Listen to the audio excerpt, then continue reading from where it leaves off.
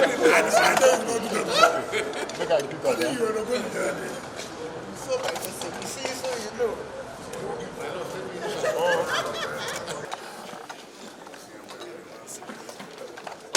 But you know I'm a reporter, so I have to. Dr.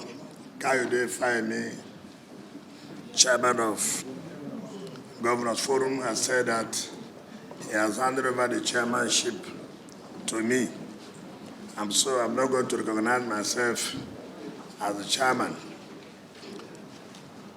The guest lecturer, the panelist, and the chief moderator, all the awardees, our dear leaders, gentlemen of the press, ladies and gentlemen. This is my first time of seeing physically INEC chairman since he was appointed. The INEC chairman worked with me when I was minister. When he became INEC chairman, I never saw him again. Today is my first day. You see what this job can do. This was a man who was executive secretary of Third Fund under me as supervising minister. The moment he was appointed INEC chairman, he ran away from me. So today, I'm seeing him and we are receiving an award at the same time. Congratulations, Professor Yakubu Mohammed. Professor Oluyede also was the Vice Chancellor of the University of Ilorin and the Chairman Committee of Vice Chancellors when I was the Supervising Minister of Education. Today, 3 professors. I'm the only one that's not a professor. I thank God I can mingle with the intellectuals in the university. I've known Eric Osage when I was a minister. I happened to go to one of the chambers, one of my friend's chambers. Eric that time was with the Sun newspapers.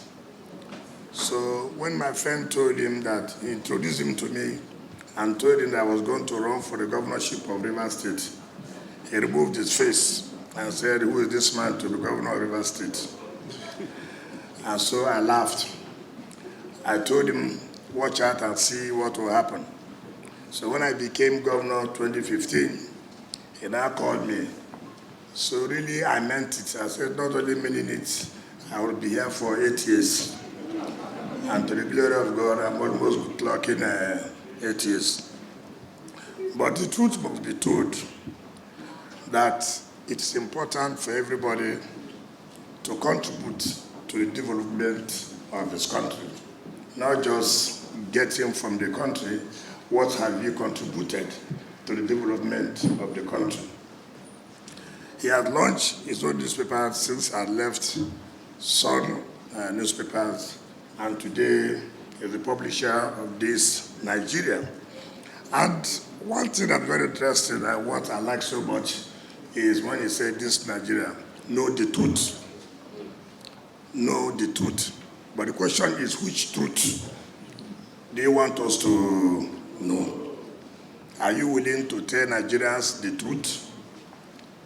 Or are you willing to tell Nigerians that, look, just like Kayode said, and which is the truth? I'm happy that your identity for this year's newspaper is know the truth. Kayode has said the truth here, and the truth is that Nigeria is sleeping. And that is the truth.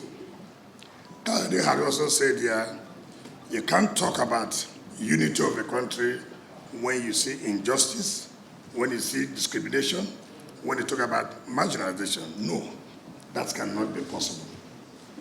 I think the guest lecturer, what I understood, the essence of the guest lecturer's speech, is that we cannot talk about national cohesion when we are talking about ethnicity. You can't talk about national cohesion when you're talking about religion, over reliance on religion, over reliance on ethnicity. And so there's the need for all of us to see the need that this country must be united. But if we want to move forward, we must drop the issue of where you come from, we must drop the issue of the religion you worship. Overemphasis of these things cause a lot of disintegration, and which is not the best for us. In this country today, let us face the reality. Take, for example, the let us know advocate of Nigeria, Michael Zekome, said somebody took up the issue of VAT. What is the problem about VAT? Let us tell ourselves the truth. What is in the Constitution? What is in the Constitution? And so if somebody comes to say, look, you are not implementing the provisions of the Constitution, what is wrong in that? What's wrong in that? Why should the person be said, oh, it's being controversial? What is being controversial about it? That I said, implement the provisions of the Constitution. My comrade brother Issa Arimu said, he does not like all about my politics. Nobody should like everything. There are sometimes you must like this, there are sometimes you don't like this. Even sometimes, too, even you in labor, the kind of things you do sometimes, we don't like it. The kind of things you do sometimes, we will like it. So it is difficult for somebody to do everything that you must like all the time. Sometimes I have challenged INEC seriously. Now I'm praising them for what they have done in Anambra. Well, that is the way it's supposed to be. I cannot every day to continue to praise INEC. No. I cannot every day continue to praise the security agencies. No. Now they have performed well in Anambra State. Everybody is praising them. But when they did not perform well in River State, would we praise them? No. You cannot. When a general in the army will convert a whole division to turn to INEC office, will he be happy? No. That is not what we're supposed to do. So I don't see today, so many people have tried to, the issue of the challenging VAT collection by federal government, to turn to the issue of ethnicity, to the issue of religion. If you allow this VAT to be collected, so people will suffer. No. But let the truth be so that this is what the law says. And now how do we go from there to see that it helps everybody? I went to court the other day to challenge the federal government through their police trust fund, collecting money for federation account. The law has provided those who are entitled to take funds for federation account. Police trust fund is not part of those. It is when money has been shared, then the federal government can allocate money to the police. But you can't dip hand in the federation account and take money and give police trust fund. So when you challenge that, you say that is illegal. Somebody says, oh, you are being controversial. What is controversial about it? That you said the right thing should be done. Eric, know the truth. It is your duty to tell the public the truth. It is your duty to enlighten the public. As regards to the Electoral Act amendment, these days I was thinking that, look, with the importance of this Electoral Act amendment, what are you people, the journalists, the press? What have you done? What have you done to educate the people, to put pressure that the president should sign the Electoral Act? What are the benefits? What is direct primaries? What is indirect primaries? Who are those to benefit more if direct primaries is being conducted? Who are those to benefit more if it is indirect primaries? So it is important that Nigerians should know why there should be electronic transmission of results in order to save our democracy. Because the only way people you have put in position of authority can be accountable to the people is when you have a free and fair election. When some people can be sure that, look, if I don't perform while in this office, I will not be voted in again. But if it is where the security agency will be used to rig election, and then will manipulate INEC, then they cannot be accountable to anybody. Or they will tell you, yes, do you know how I got to the office? Through INEC and through security agencies. And so they have no business to do with the people.